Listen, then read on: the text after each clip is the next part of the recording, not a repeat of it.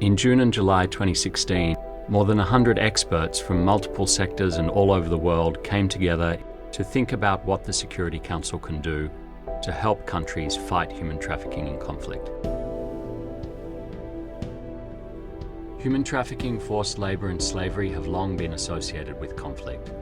But this ancient problem is still with us, and it seems to be getting worse. The estimates are that there are 46 million people living in slavery. That's 1 in every 162 people. We most probably speak about billions of US dollars. I think there's clearly a moment now, clearly a huge opportunity. There's a great uptick in awareness of the fact that there are victims of modern slavery and human trafficking all around the world. There's been an increase in convening around this issue at the United Nations in the last 6 to 9 months, and a recognition that while the system is doing a lot, it could be doing not simply more, but better. Human trafficking and modern slavery has many different faces. It happens in different environments. It involves a lot of different actors. There's a very big organised crime angle. Trafficking itself is a very multifaceted, very complex issue. So much of slavery begins with people seeking jobs. There's no school. Your father may have died in conflict. Your mother is going to be looking for an opportunity for you to have a future. That might be in a brick kiln in Pakistan. A truck will come along or a broker will come along and that boy will get on the back of that truck. And we can't imagine that. But of course that boy is now a 10-year-old boy travelling alone and really open to exploitation. Human trafficking in conflict zones is perhaps the most brutal form of trafficking that we are seeing on a worldwide basis. We live in a world at the moment where there are 65 million people displaced from their homes by conflict or persecution.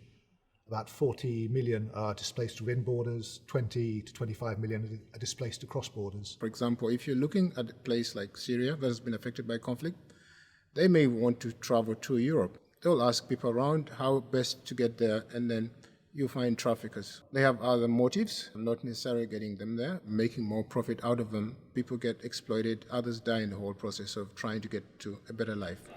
In May 2015, mass graves containing the remains of Rohingya refugees were uncovered. By talking about the fact that slavery, human trafficking and forced labour are prevalent in some conflict contexts, it helps bring awareness to the problem and reinforce the norm against slavery, which is a norm that has come under increasing attack from organisations such as the Islamic State and Boko Haram, who are actively promoting enslavement, both as a means to finance themselves and as a weapon of war to terrorise populations.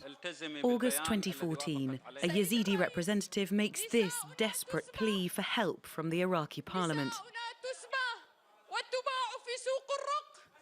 Our women have been taken as slaves and sold into slavery at the market in Raqqa. Gentlemen, as we speak, there is a genocide going on against the Yazidis. The UN recently concluded that there are at least 6,000 Yazidi women and children enslaved by the Islamic State in Syria and Iraq.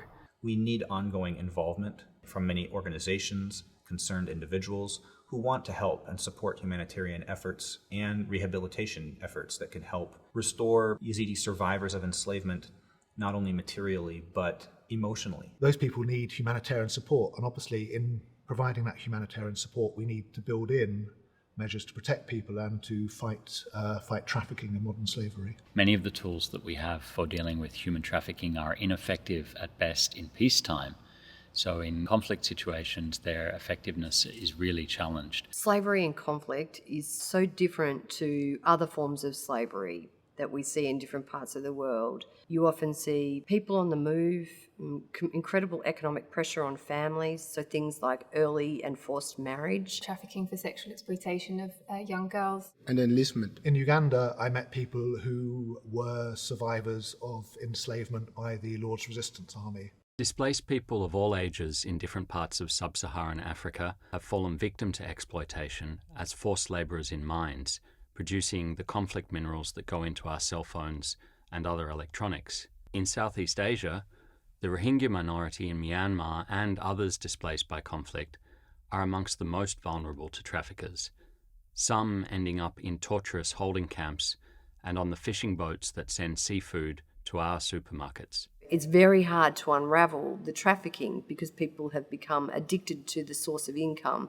that perpetuates the conflict in itself. On the one hand, you have a very strong international legal norm against slavery. It's the strongest possible norm you can have under international law. At the same time, you have the current reality, which is very much almost the opposite, namely that you have a crime that is committed on a regular basis and a lot of impunity for it. Whenever we were reporting about trafficking happening in some specific countries, the reaction by the local authorities was, "What are you talking about? We don't have trafficking in our country."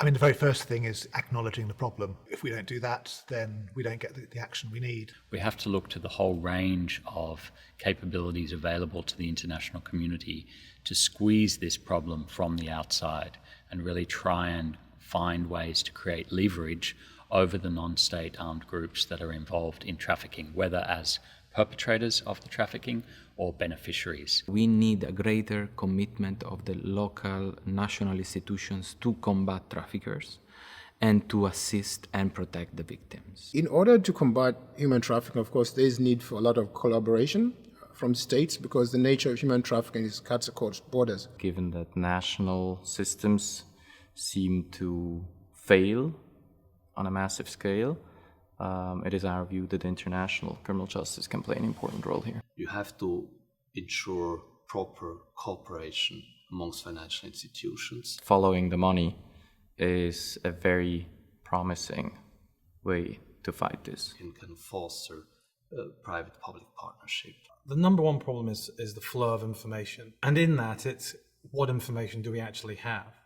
Ultimately, what we want is a lot more people, a lot more organizations thinking, we don't want to be part of this. Countries and companies would commit to due diligence. Companies would check their own supply chains and report any instances of human trafficking to law enforcement, local authorities. Due diligence could also extend to the technology sector.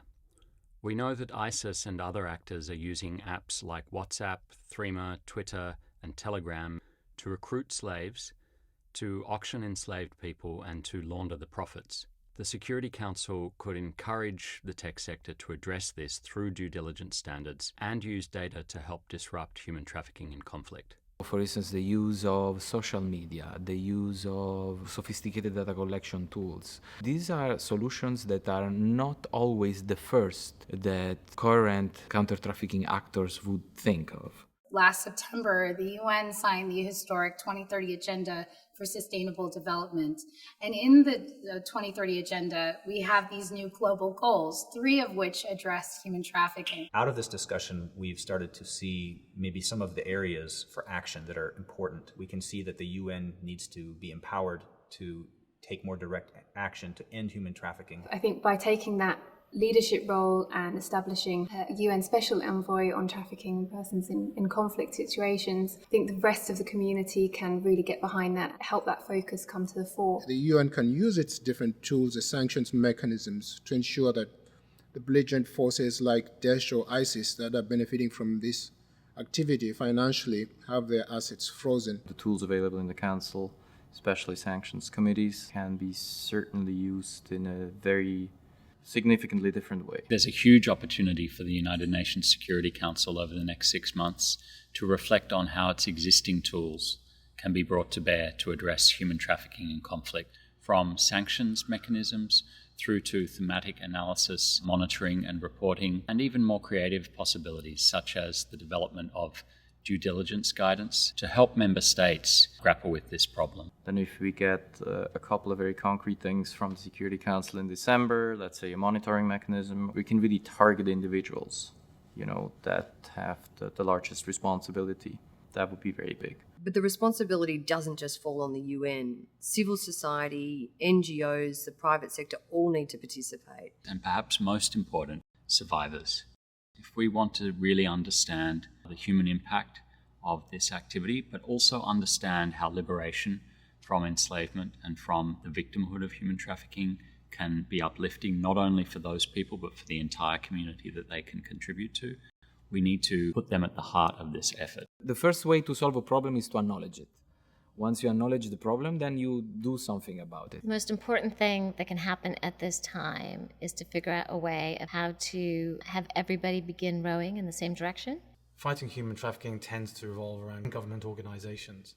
It tends to revolve around civil society and law enforcement, which leaves vast swathes of society actually outside of the fight. So what we have to do is understand how we can include the private sector, and of that I mean different types of industry, whether it be the banking industry, manufacturing industries, whether it be the extractive industries or entertainment, and understand how they can be involved. We now need to make sure that all of that energy doesn't evaporate, but that we harness it and channel it in a way that we can create the tipping point on this issue.